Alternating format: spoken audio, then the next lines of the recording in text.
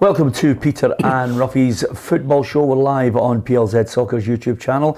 Delighted to have your company. I'm Peter Martin. Alan Ruff and Tam McManus are with me. Charlie Adam is making his way up to Dingwall. It's as simple as that. It's a long journey. I think we'll have a wee sleepover and get ready for the big game. And it is a huge game for them. We'll talk about the Scottish Premiership fixtures. We'll look at last night's Europa League matches involving Rangers and Celtic. And if you want to join the football family, by all means, please hit the subscribe button and join us. That will give you a chance to also hit the bell and you'll get notifications of when we're live, and of course our unique video content, which is up on a regular basis. Next week, someone was asking us, when is the one-to-one with Gordon Strachan? It's a great trip down memory lane in his playing and his management career, and that's coming out next 21st. It's out, so you'll be able to delve into that on the podcast or indeed on our YouTube channel. Hopefully you'll enjoy it. Anyway, lots more coming on that. The big fear at the moment for everyone, and I think the news coming out from the First Minister, that she's certainly not going to rule out the possibility of football stadiums closed due to the possibility of a tsunami of COVID cases as a result of the Omicron variant, Ruffy. Yeah, it's disappointing. Disappointing for all the clubs. You know, I think manager and players as well. They know what they've been through in the last 18 months, and to be hit with it again, you know, that you don't want to be the club, you know, that gets everything shut down. So I think the worry is the big crowds, the 40,000, the 50,000. You know, how you're going to monitor that. You know, I think the smaller crowds like ourselves, you know, at 2,500, 3,000, we might be able to sort of work it better, but it's a worrying thing. It's a worrying thing not just for football, but for hospitality and everybody in general. Yeah, absolutely. I mean, what I think a lot of fans will be thinking about, especially if you're off on holiday, everybody who's maybe not going away loves to get a bit of football, festive football, or indeed New Year. And I'm looking January 2nd, January 3rd, Old Firm Derby and Hearts Hibs. Yeah, listen, it's bad news for everyone, I think. I think we've all had a really tough time over the last 18 months, and obviously this new variant's come out, and they're talking about maybe locking us down again. So, listen, there's a very, very busy schedule over Christmas. There's lots of games. Hopefully we can get to the break. You know, you're thinking, can you get that Old Firm game, the Edinburgh Derby game in, and then you've got a couple of weeks break that you could maybe slow it down a wee bit and maybe shut it down. But no, it's bad news for everyone, and hopefully we can stay open. Yeah, and of course, you know, you're hanging on the words of the politicians, you know, every day, and this as it changes. Some people have said, you know, that maybe the public are scunnered, certainly the football public would be scunnered with this, Ruffy, but you have to try and distance yourself from the feeling of apathy and the reality of why we need to follow rules. Yeah, you've got to be guided by the people in the know. You know, I would say that any doctors or the health associations, you have to listen to what they're saying. I tend to listen to them more than the government, you know, because they seem to be, not our government, but the government down in London, seem to be all over the place. So, you know, I think it's the best for everybody. He's left himself. You've left yourself wide open now, haven't you? As soon as you start to differentiate, remember, if you think football's mad, wait till you get into politics. I think everybody would agree with me. Down south is just, it's a shambles. Well done. Good word. Absolutely. Hi to Thomas Lee. Sword and Shield 1872. All right, lads. Yeah, thanks for joining us. Andrew Davison. Good morning, lads, from Toronto. Nicky Twig says, afternoon, guys. Tam for the Hibs job. Is that the sort of thing? So, well, let's just say somebody came in and offered you the number 2 or a coaching role there. Would you be interested? Yes. Yeah. But I don't think that's going to happen. Yeah. But no, listen, there's a lot of names in for the Hibs job, a lot of big names. Be interesting to see who they go. We spoke about it earlier there. I think it could be possibly somebody left field. Yeah. You know, a Tony Mowbray type where nobody's mentioned.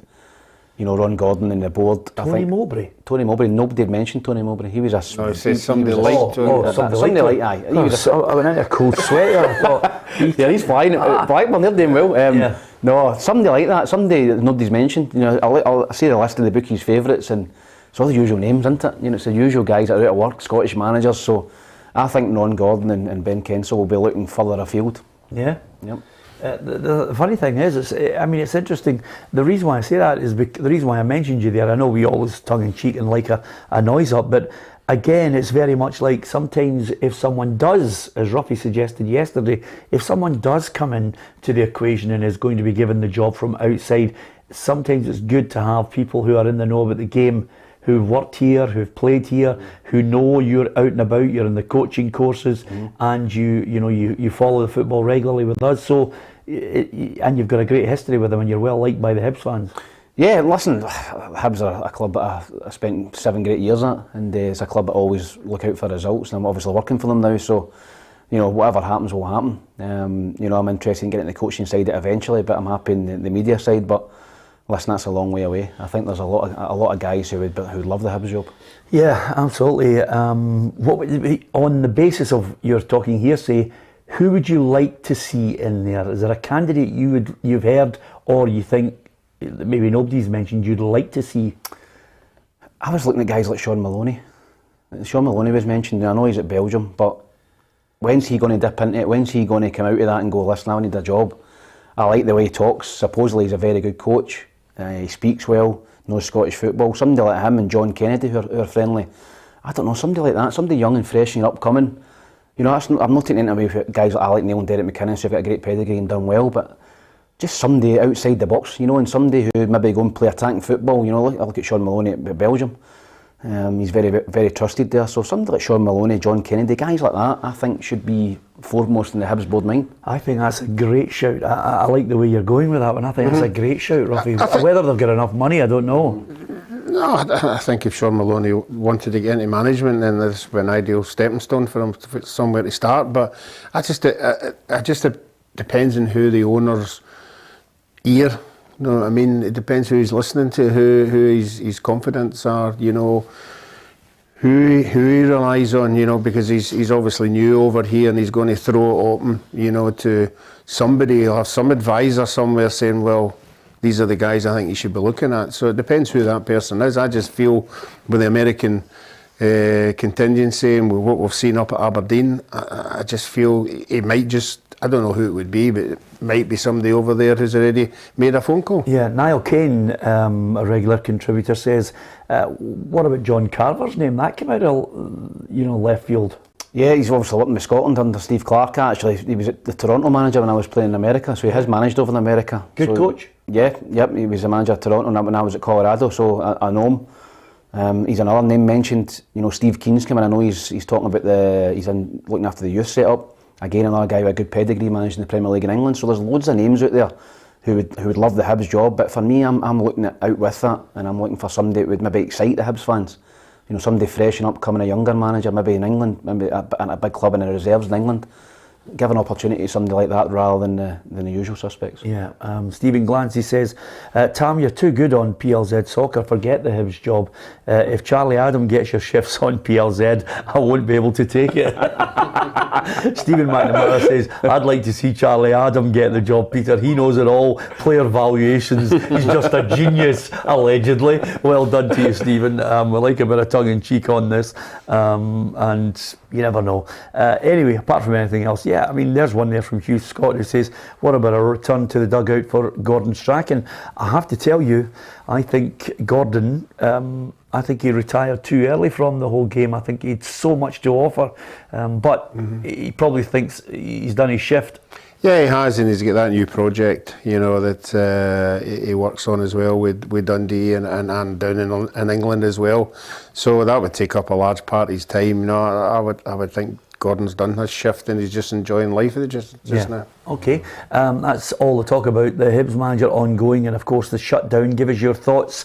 Could you take that again all the way through the festive period and missing out on the chance to go to football matches? I must admit, last year at this point, going to football matches, it was completely and utterly soulless, Ruffy.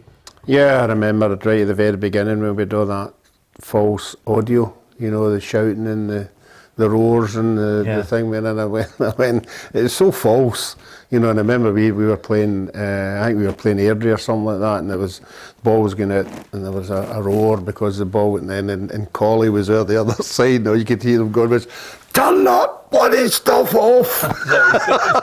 I know words to a similar effect. Yeah, although I have to tell you, I can remember the first game when the fans were back, and I was sitting in a press area, and there was a boy just down at the left-hand side of the press box, and he let rip with every F, B, and every other letter in the alphabet, and there's kids everywhere, and I looked and I went,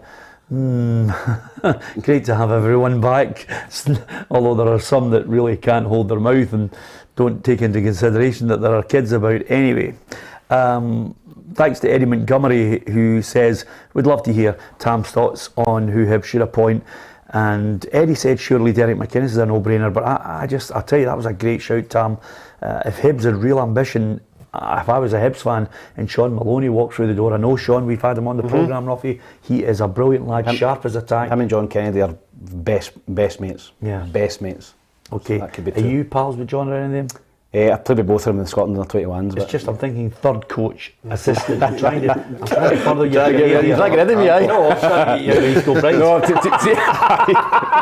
be fair, I went up with Celtic, big Stevie Woods, I'm pally with him, he was a goalie coach at Dunfermline. Up and I watched him training a couple of years ago, and big John Kennedy showed me about, and I met him a couple of years ago, so I know big John well. So John and Sean Maloney, there's one that could maybe. Yeah, absolutely. Okay. Thank you to Michael Emmons, who listens and watches the show, and that's the great thing about it. Apart from watching us on YouTube exclusively Monday to Friday, you can also listen in the podcast. If you miss out, you can listen to the podcast, and if you download the PLZ Soccer app, the podcast is actually on there as well, so you don't need to look through all the different platforms, but it certainly is worthwhile. I know a lot of people that do that, and Michael listens sometimes in the podcast, and he said, hi Peter and Ruffy, this is my grandson Bradley Emmons, proudly wearing his Ronaldo Manchester United shirt that we won on the football show recently. I'd have sent it sooner, but Bradley's been busy at work and I haven't seen him. Bradley, along with his dad, my son Gregory, are Man United season ticket holders. Regards from Michael in Northampton. Michael, thank you very much for sending that photograph. We do try and post out as many winning competitions and of course just little prizes to people, and it's lovely to see your grandson there winning it. I mean, that day, I'll never forget it, Tam, they were buying them in their tens off the shelves. Yep. Ronaldo, first day back against Newcastle. Yeah, I remember we went down there and you bought a load of stuff, and was that the boy you said was only a wee boy? Yeah. He was about 40. I thought when you said he was a wee boy, I thought he was about 8 or something. That boy's about 25. Yeah, absolutely. Anyway, he's nice and slim, he looks good in it, the boy. Yeah, absolutely, whereas I'm struggling to breathe in mine. Anyway, apart from anything else, Europa League results. Rangers, a little bit fortuitous with the goal from Scott Wright, but for Scott Wright, you'll think, who cares? They were in front, there's a couple of chances, and I thought to myself, Ruffy, 1-1's great. No, I said that yesterday, to go over there and get a positive result. I mean, not everybody that's left in that tournament will have watched that game, but they will have seen the score. And then whoever they're drawn against on Monday, will say, oh, Rangers went over to Lyon and got a draw. They might not have seen the game, but they've looked at it and went, that team's went away from home, and got the draw, so they must be reasonable. So I thought that the results last night were the important ones rather than the performances. Yeah. Tam? Yeah, no, definitely. I think that, obviously both of them made a lot of changes, Celtic and Rangers. I think Rangers going over there, getting a point was a great result there, and they're a good side. And I think for the coefficient as well, it was very important last night. I know people are saying it was a dead rubber, 2 dead rubbers, but just keep ticking that coefficient over, just to guarantee, maybe get two teams in the Champions League in the next few years, just keep churning away that coefficient. But Rangers, I thought, played well. I thought some of the guys that came in played well. I thought Big Bassi was excellent at the back. A lot of the guys gave Giovanni Van Bronkhorst a problem, a headache for Sunday, a massive game at Tynecastle. So there'll be a few guys knocking on the door to play in that game, but I think you've seen the strength of Rangers' squad, the depth they've got, with still the team they put out last night. Guys like Patterson coming in, Arfield, Lundstrom. So guys like that coming into the team shows you how strong they are. Yeah, John McRoberts says Kevin Thompson and Kenny Miller as his number 2 at Hibs. So lots of people giving us their thoughts on that. So it was a good result, Ruffy, 1-1. Thanks to so many of you talking about the Rangers' performance and getting that draw. The only downside to it all is Ryan Jack set back in training after returning from injury. I thought that was going to be like a new signing to have him back in the middle of the park with his quality. Yeah, I mean, players, I'm just saying, modern day players seem to be picking up a lot more injuries than what they used to, you know, and that just shows you how well oiled they are and well tuned they are, you know, that they're picking up the hamstrings and the calves and all that.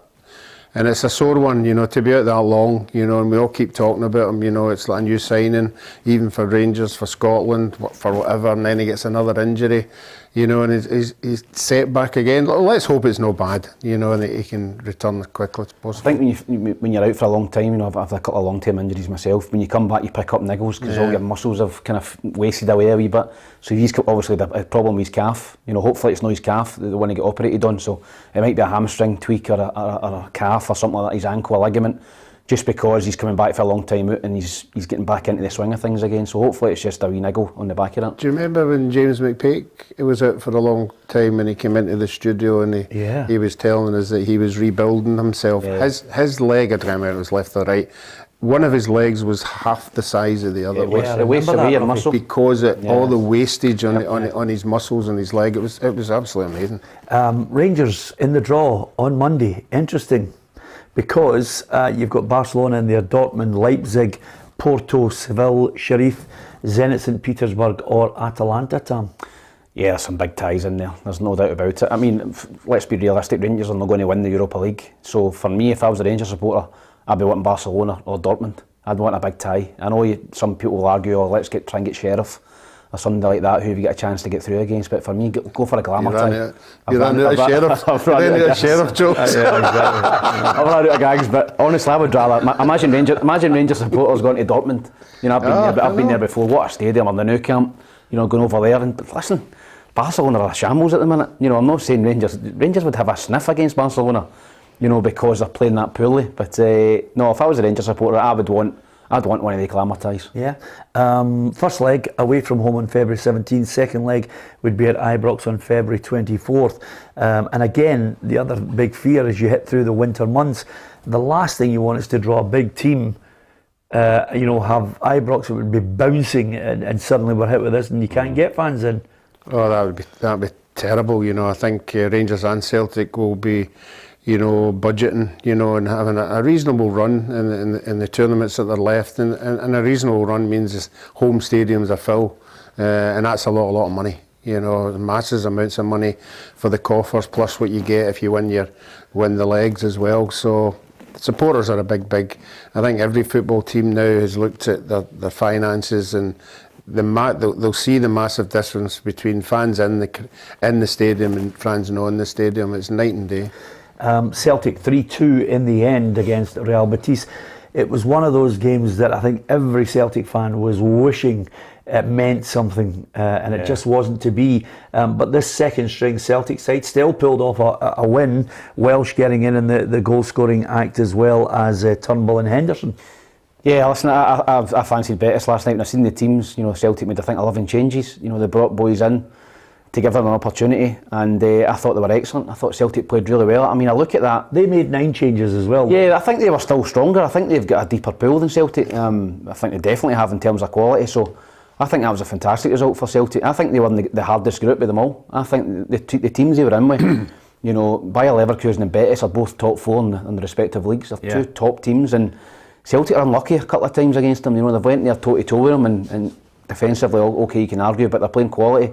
I thought it was a great performance from Celtic last night. The guys that came in done themselves no harm whatsoever. The Celtic supporters got to have a look at a few of them, and I think they liked what they seen. But the only big issue, and we'll probably speak about it, is Kyogo coming on. I mean, I would have played Hoopy the Huddle Hound up front. You know, Kyogo wouldn't have been near the team. He is massive for Celtic, particularly with Jota being out.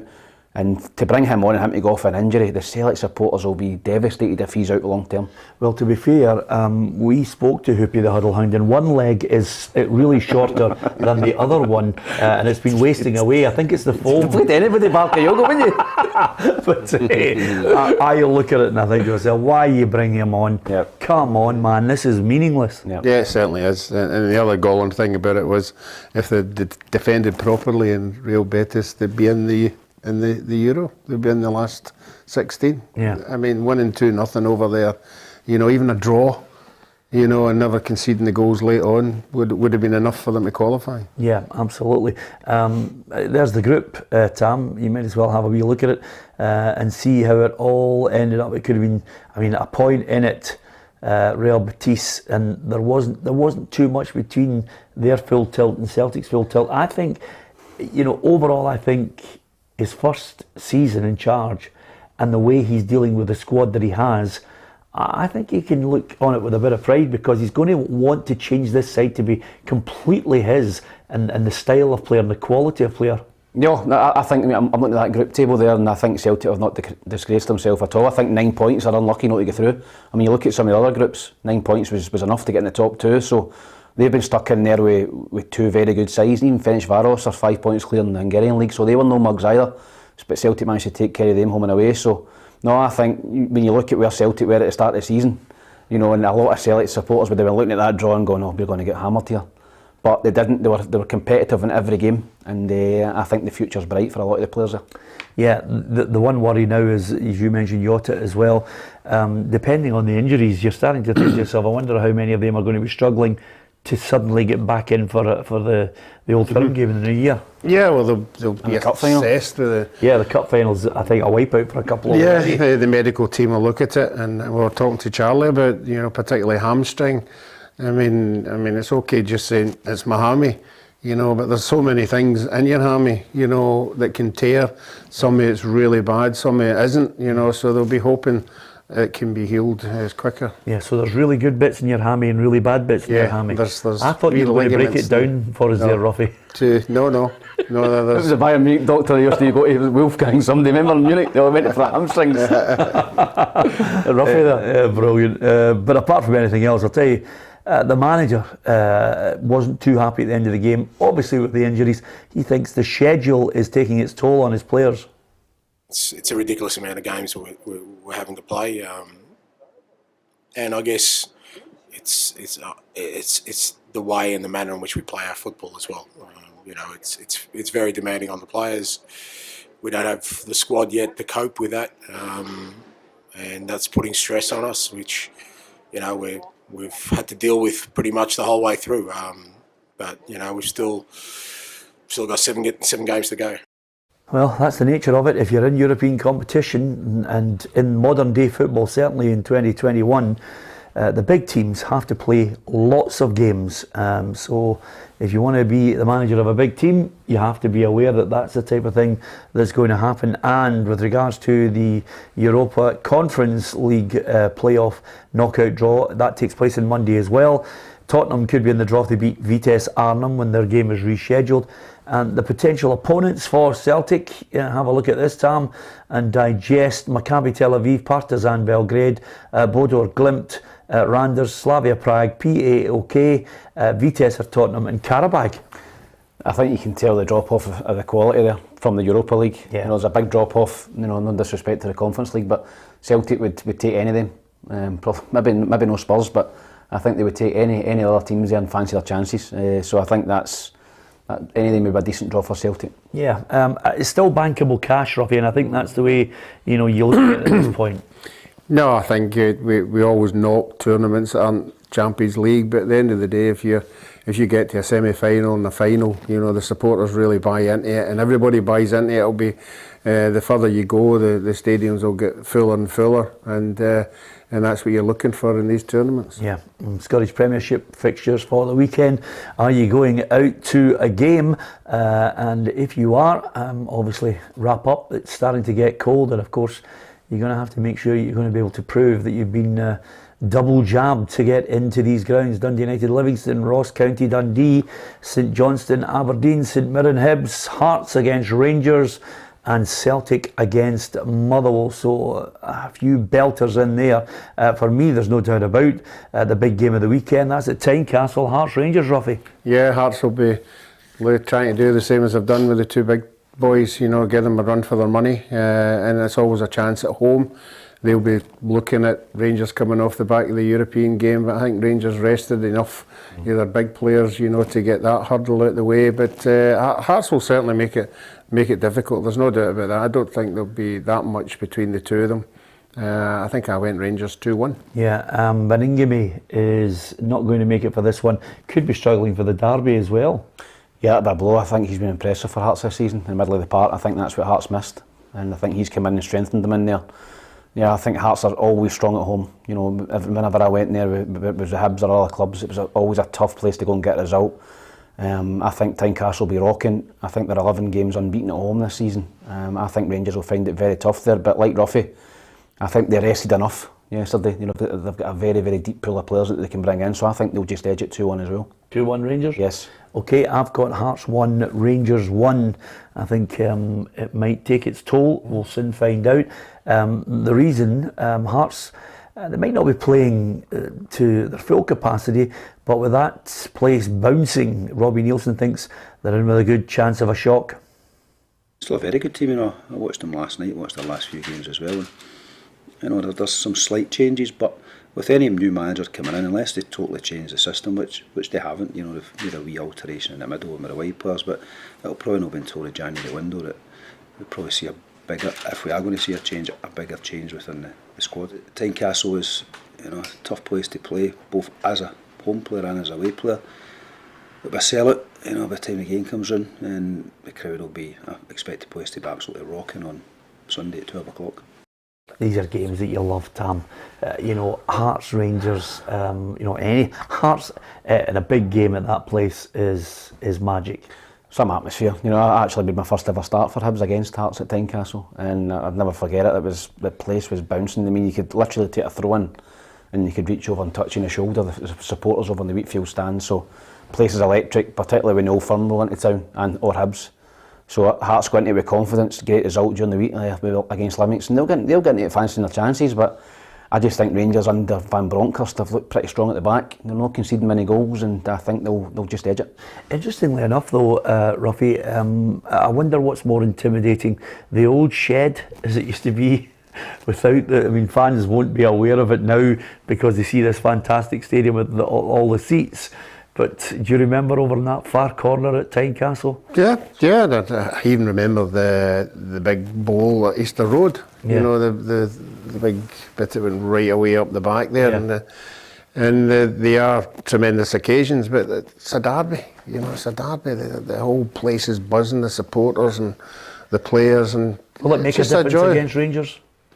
I can give them a wee edge with the majority of their support. What is the split with the supporters? Are the Rangers supporters getting into this one?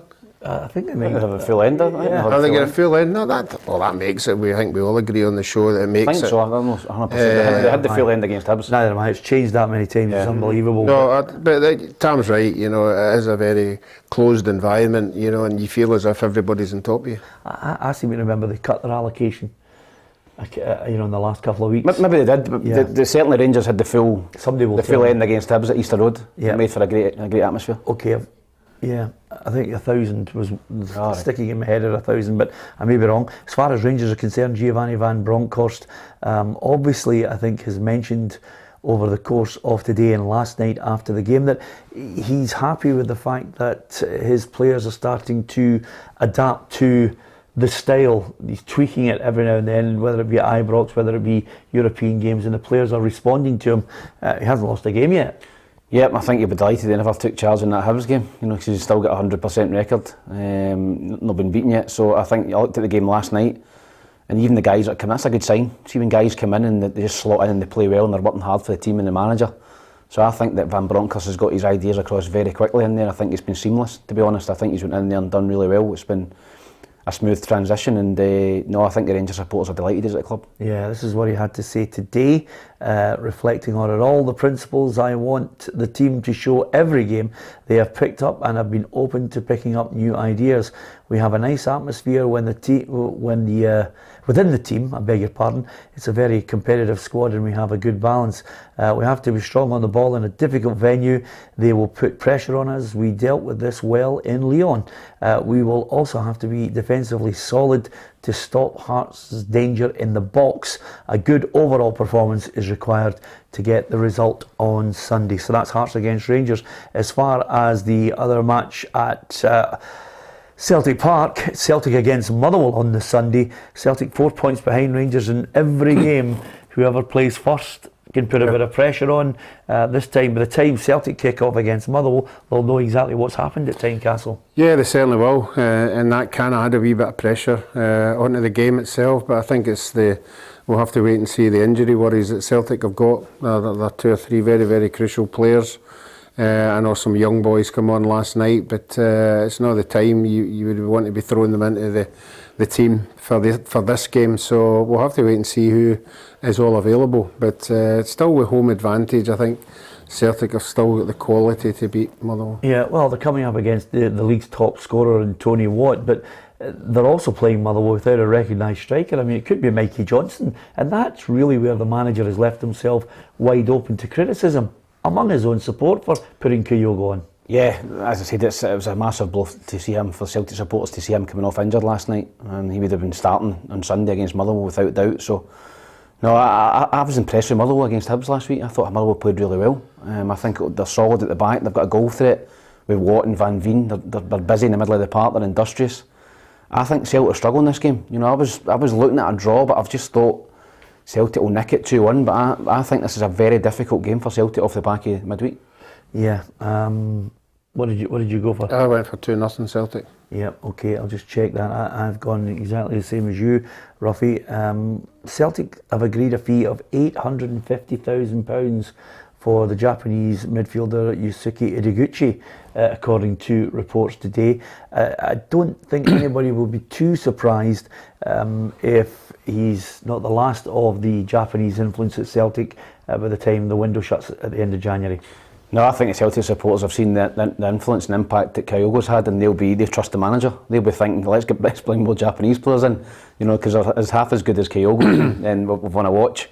That's pennies, 850 grand. You know, it's not a lot of money in terms of a Celtic. If he comes in and has the same impact as Kyogo, then I think it'll be a great signing. I think he knows the league, Postecoglou, he knows that Japanese league inside out, and I think he'll be looking to try and cherry pick some of the better players over there. Yeah, the one bonus I think, if you're looking to try and look for checks and balances here, Ruffy, if Celtic don't have an attack, Motherwell have worries in the centre of defence. Ricky Alami picked up an injury, Kane Woolery also going off injured, so centre backs has been a problem for Motherwell. Yeah, but on the whole, as Tom said there, they've been impressive in some of the games. It's just they went through that wee stage and they'll be consistent. You know, you would think, oh, they're going to get a result today, and then all of a sudden they get beat. I think it was Dundee stopped them the last time. I think playing Celtic at Parkhead and Celtic, and I know they're going to be missing 2 or 3 players, but they've still got the McGregors and the Turnbulls in there, you know, who going forward will create as many chances, and it's just a matter of fact who takes them. Yeah, just looking at Motherwell there, that draw against Hibs, a win over Dundee United. They've had good form, only 1 defeat to Dundee, as Ruffy mentioned there, 3 wins and a draw. Yeah, as I said, I thought they were good at Easter Road last week. I thought they could have been 2 or 3-0 up in the first half before Hibs scored. I like Beavis Mugabe at the back. I think he's excellent. I think he's big, he's strong, he's very, very, very quick.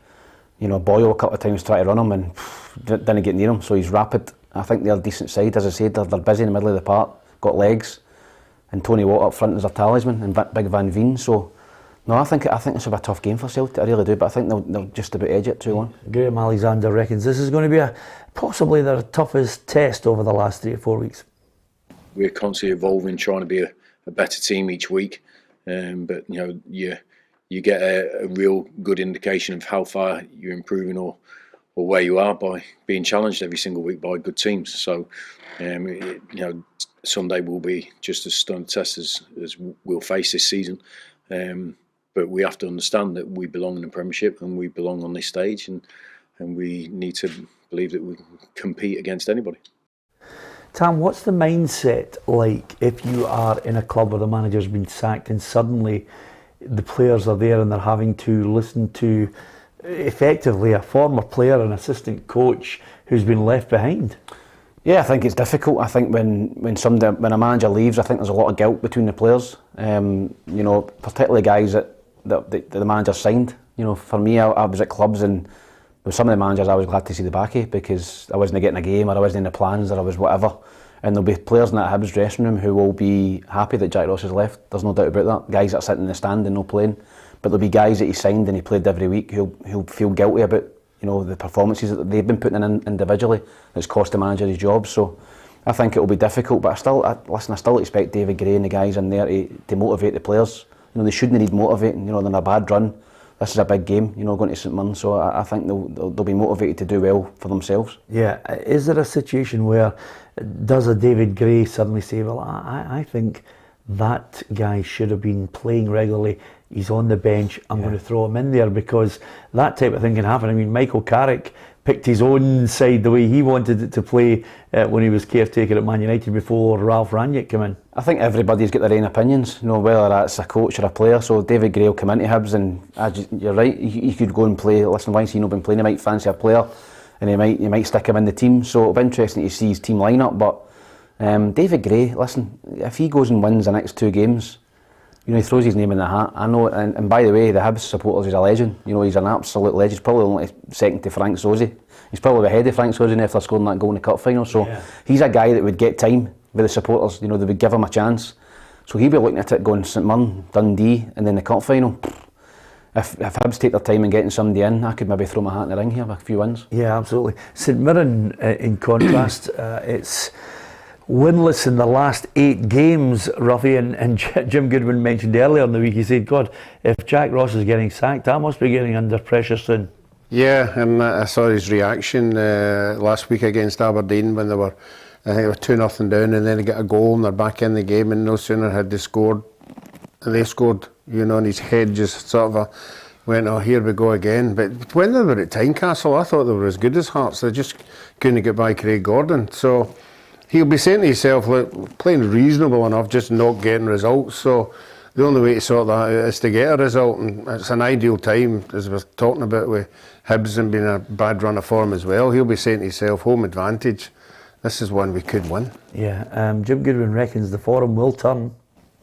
It's not a case of us ripping up everything that we worked on in pre-season and everything that we've worked on over the last few months to then start something completely different. I trust what we're doing is the right thing to do. We're working ever so hard behind the scenes in training. The players are giving absolutely everything and are as desperate as the supporters to turn things around. And I believe that will happen. There's no doubt about it.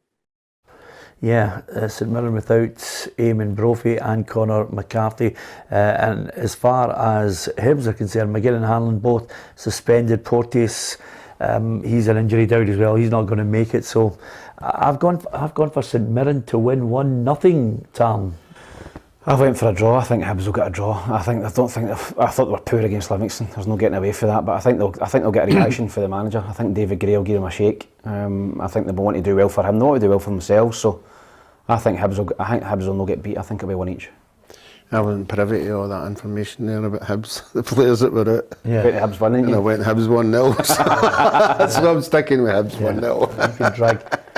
You could drag him closer towards you. It's as simple as that, Tom.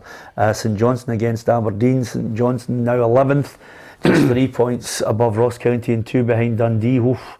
Hey, they're in the mix. They are certainly in the mix, and they're in the mix because they can't score goals, and all their goal scorers are injured or on the bench or whatever. Aberdeen have got to be motivated by that result last week. They've got to get in there and fancy themselves just to edge it. And certainly some of the players are playing with a wee bit more confidence now. The boy Ferguson was seemed to be getting a lot more forward and causing havoc in the 18-yard box last week. So I think I went Aberdeen to win 2-1. Yeah. What about yourself, Tom? I think Aberdeen will win. I think that St Johnstone, I've seen them a couple of times against Hibs. That's the only team Hibs has beat, I think, since August. They beat St Johnstone twice. So I think they're struggling this season. I agree with Ruffy. I think they're struggling to find a goal scorer. And I think Aberdeen must have confidence for those 2 wins. And I think if Aberdeen can go down there and win, then you're finally seeing, by the way, Aberdeen have turned the corner. They're now getting a wee bit of consistency. They can get up the table. So I'm going for Aberdeen 2-1. Yeah, Callum Davison reckons, well, until he gets reinforcements, he reckons they've got to somehow find their shooting boots in that final third. I think we can put more pressure on teams in the penalty box. I think we can ask more questions of them because, again, it's not always first phase cross. Even second phase cross, it's other things that happen. How do you score scrappy goals? How do you score more goals from set plays? From open play. So there's a lot of things to work on, which we have been doing in training. It's something we've got to rectify. But definitely not just the strikers. It's a collective. We defend from the front. as a group. So we have to attack together as well and make sure everybody's pulling their weight and chipping in with more goals. Well, this is a sure sign of Aberdeen's intent if they can go there and win. Although, here's a name we haven't mentioned in a while, Ruffy. Andrew Considine, back on the grass, but still a long way from getting back in the squad. But great news to hear that. It's great news for the manager as well. You know, he's the kind of player, if he's picked in the 11, he'll give you 100%. Even if he's sitting on the bench, you know he's going to give you 100% when he comes on. So that's the kind of player you want about the place, and let's hope he can come back, because there's certain games that, you know, I remember he went to Dundee or something, scored a hat-trick one season. So he's got it in him to cause mayhem in the defence's box, but they need him 100% fit. Yeah, good knowledge there, Ruffy. That was great. It's rare to see. Do you remember? It was a Considine. Even the Aberdeen players were looking at him and couldn't believe he'd scored it. As far as Stephen Glass is concerned, they've got to pick up points away from home than they've certainly done of late. Huge number of individual mistakes over the course of time, and we were getting severely punished for it. And we didn't feel like it could continue if the boys kept on pushing at the other end of the pitch. And I'm just delighted for the players that they got the rewards for the work they've put in. But the danger with that is that it stops again. So it's important that we keep going. We've got 2 away games coming up. We've been very good at home, and we want to pick up more points than we have on the road. So that's the aim this next couple of games. Yeah, I want to see how they perform in that match. What have I gone for Aberdeen? I've got St Johnstone 1, Aberdeen 2. So let's see if that recovery is well and truly underway, as Tam has suggested. Dundee United against Livingston. Dundee United 4th ahead of 5th place Motherwell. Only on goal difference though, Ruffy. What do you make of them? Yeah, I think they'll bounce back. They never really raised a glove, did they, last weekend? No, 1 win in the last 7. Yeah, I said that the other day. Many teams have we sat here and said 1 win in 8, 1 win in 7, 1 win in... Every team has went through that spell. The home advantage, Livingston are a different breed away from home. So I expect Dundee United to win that one just narrowly. Yeah, well done to Dundee United supporters and the foundation. They've handed over £100,000 towards the cost of the club's new youth academy, which is great. You can tell nowadays, Tam, that it's the supporters who are providing that, the base for investment in youth, trying to give the club extra money to build an academy, to give them extra finances to go and get players. It's incredible what supporters have done in Scotland. No, it is. Listen, Scotland's football mad. People love it's the number 1 sport here. People love their clubs, and I think that's great to see. Youth development. Dundee United traditionally were always a team that brought through great young players, going back to Andy McLaren's, Billy McKinley's, guys like that. And I know big Andy Goldie, who runs it up there, who runs the youth department. They've got a really strong youth set up, invest a lot of money in it, and this money will come in handy as well. So they'll try and get more and more players through, and there's nothing better for a supporter. They see a young boy coming through for the youth team. It just gives them that link to the club. Yeah, Livingston not quite away from the relegation, 5 points away from Ross County though, and they're in 9th position. They certainly don't want to lose this one. They surprised everybody in midweek. Yeah, they certainly did, but and we've said it numerous occasions here, even 2 wins, back-to-back wins, give you a breath of fresh air to get away. But if Ross County beat Dundee, there was a few teams, if they don't win at the weekend, that bottom of that league's going to look really tight.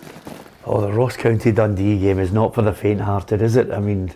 Incredible. Charlie, it's crucial that he plays. I have my doubts though. He's been picking up a few injuries of late. Yeah, he's struggling. I think he's struggling with his hamstring, so hopefully he's fit tomorrow. But as you said, that's a massive game. I think there's a 5-point gap between the two of them. I think if Dundee can go up there and win, 8 points is a big gap for Ross County. So if Ross County win, everybody's back to shake up, and I would include Hibs in that if they get beat. So yeah. Listen, I think a lot of people are looking at that game. Ross County, they'll think if we can win this game, we can bring a load of teams back into it, and that'll be their target. I think they will. I fancy Ross County. I think Ross County have already went to Dundee and hammered them 5-0. I've been impressed with Ross County a couple of times I've seen them, particularly against Hibs. So I think they'll win 2-1. I've got it as a draw, Ruffy. I So can't separate them. I can't I've got 1-1. I've got 1-1 as well. I can't separate them either. But no, in that game, everybody else above them will be looking at that result, and they'll all be hoping Ross County don't win it either. Yeah, absolutely. Okay, that's how it looks in the Scottish Premiership. You can give us your thoughts on the big league and how you think it's all going to shape up for your favourite team.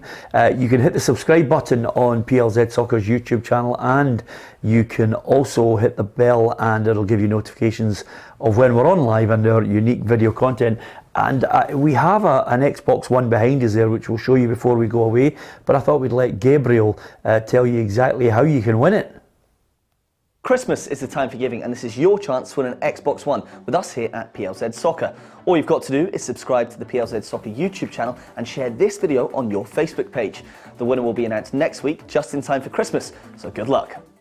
Bring it up. Yeah, brilliant, absolutely. It's time to bring it up there, Yeah, let everybody see it. Yeah, it's great. Ruffy was trying to do a bit of acting there, by the way, because he didn't realise that the commercial had stopped. Just yawning. God. But there it is, Tam. That's a great pre-Christmas present for someone. And, by the way, it's a belter. You know what it's like trying to get these things. Yes, worth a few quid. I'm sure there'll be a lot of families, a lot of mums and dads maybe who fancy one for their kids, or maybe there's a few adults who would fancy it as well, who like their computer games. I know Gabs is very much into his computer games, a bit of a nerd. So, yeah. No, listen, I think it'll be, it's a great Christmas cracker. Yeah. Apologies to nerds up and down the country. I didn't know Tam was nerdist. Did you? we embrace everyone in this current climate. I have to tell you.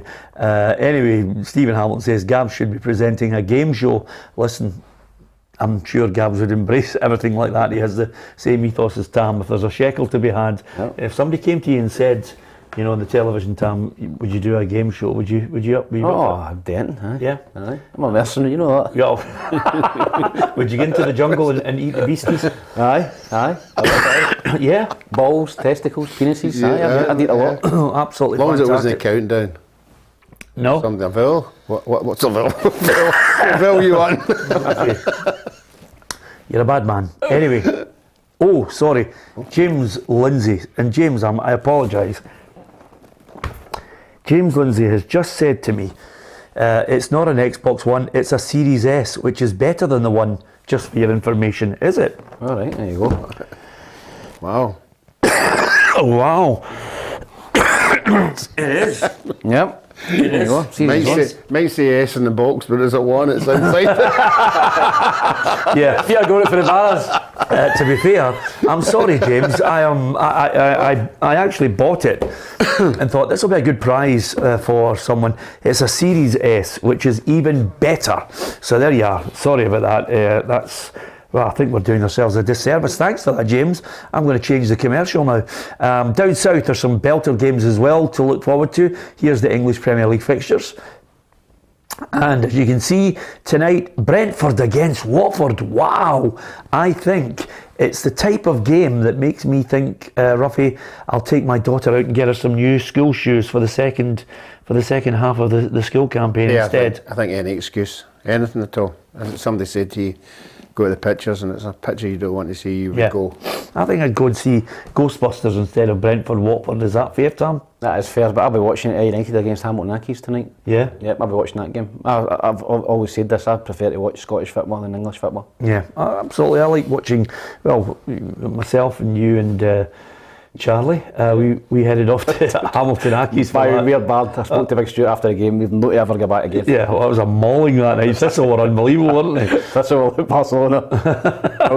It was great. Game. It's the last time we lost a goal, 8 games ago. Is that right? Last minute of the game. That's right. Yeah.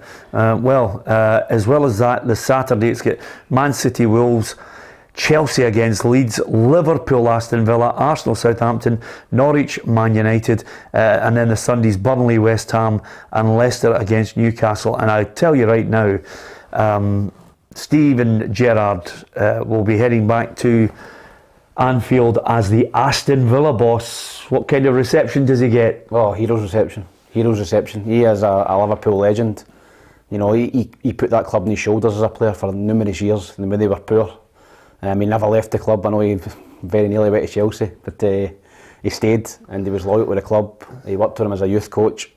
the ultimate for him will be to go back there as a manager one day. I think Klopp will stay for another couple of years and maybe move on. And I think if Gerrard does the business with Aston Villa, he's an absolute certainty to get that Liverpool job. Yeah, it's a long way from there. It's a big. This job is huge for him in his.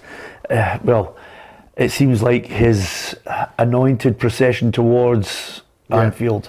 Yeah, it is, but one of the reasons he's went down to England is to prove to everybody that he is a good manager, and he's trying to show everybody where he's going to take Aston Villa.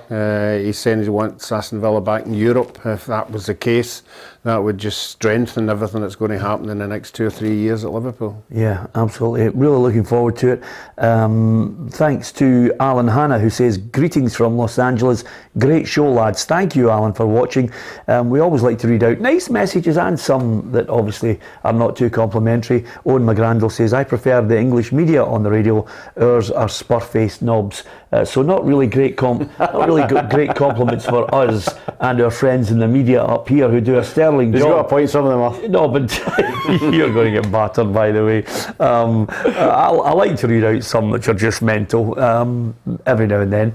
But most of them are people who love their football, and that's the great thing about it. I think this game, Liverpool against Aston Villa, will be sensational. I remember him as a player. I thought he was unbelievable, Steven Gerrard. Certainly the second best player I've ever seen at Anfield, Ruffy, and I've seen a fair few. Yes, and as far as midfield players go, and captains, leader by example, I think we just have to look at the Champions League final. And he single-handedly turned that around. Yeah. But every game he played in, he was just superb. And some of the goals he scored, I saw highlights of some of the goals he'd scored. They were fantastic. Yeah, I mean, he could hit some rakers, couldn't he? Oh, what a player! He was one of my favourite players growing up. I think he's about the same age as me. I think he broke into the Liverpool team about the same time as I broke into the Hibs team. So I thought he was a phenomenal player. He was my favourite. Out of Gerrard, Scholes and Lampard, Gerrard was always my favourite. Is that right? He was always my favourite. And then he went to Rangers and I went back to Lampard. He's a moron, isn't he? Gerrard, just different class, absolutely different class. But unfortunately, when you think about him as a player, absolutely, way up there, Ruffy, as a player for Liverpool. And then if Gerrard's here, for the benefit of you and your generation, McManus, Dalglish is up here. Yeah, isn't he? Be. Just the best goal player scorer. ever And a goal scorer, you can't beat a goal scorer. Goal scorer, yep. pass, you can't shielding, just vision, 10 yards ahead of everybody in the park. It's all there. Playing any conditions. Grumpy. Aye. And on rotten parks, Ruffy. On rotten parks, yeah. Yeah, absolutely. There you are. So just thought I'd tell you that. Larry David says, my wife is from Santa Ana and we're right beside Long Beach Airport right now. I love to see and hear where everybody is. It's absolutely fantastic. Stuart Ramsey. Hey? Give me a comment. I'm desperate for someone. I have to tell you, Tam, I was talking to a few people at the Travel Awards last night. I'm doing my best to get us the best holiday possible. Stuart Ramsey says, another great show, guys. A wee Scottish battery recharge. This show is for me, because Stuart obviously I think lives down in the Midlands. Sometimes if you're not here in the country, YouTube's great in the channel because the people right across the world. What are you laughing at? I've just seen it all now. It's great. So many people right across the globe can tune in. Brilliant. I like to hear where everybody's from. It's great to see that there's all expats everywhere tuning into the show. So, as I said, once you secure that big deal, then we'll maybe get home and see them. Yeah, absolutely. And if I don't secure it, then we could possibly be visiting Stephen Glancy, who watches the show. He's in Moss End, Ruffy. which I think we could maybe walk to in about half an hour. Mm-hmm. Yeah, it's not that far away, but no, we would go there. If he really wanted us to come for a cup of tea and a sandwich, we'd go. Yeah, Ruffy, the good news is, and I haven't told Tam this yet, but big plans, lots of great things, one-to-ones coming up, specials as well. You guys are going to pick your dream team of the best players you've played with, which I'm really looking forward to as part of the Christmas specials. One-to-one with Gordon Strachan and more prizes. Xbox S Series. There you are. It's even better than the one that we are giving away. So that's great news. for you if you want to. All you have to do is subscribe and hit the bell, and you can share it. As soon as we see that you've done that, you're in the hat. If you indeed have our Facebook on PLZ Soccer, like, share and follow there as well. And if you are already doing all that, then just basically say done in the feed here, or indeed on Facebook, and you're also in the hat. This is not just about new people joining the football family. We want you to have a chance because you're with us all the way. Thanks very much to Alan Hanna, who knows his football. He says quite simply, Dalglish is the greatest of all time, and who am I to argue with you? Enjoy your football this weekend if you can. Please stay safe. Make sure if you need a passport, you've got it with you to show that you've had your double jags. We want you all to stay safe and enjoy your football this weekend. We'll be back on Monday. Tam will be with me alongside Alison McConnell and Ruffy. Looking forward to all the chat about the weekend's football over Saturday and Sunday in Scotland and down in the English Premier League. From Ruffy, from Tam and myself, Peter Martin, thank you for watching.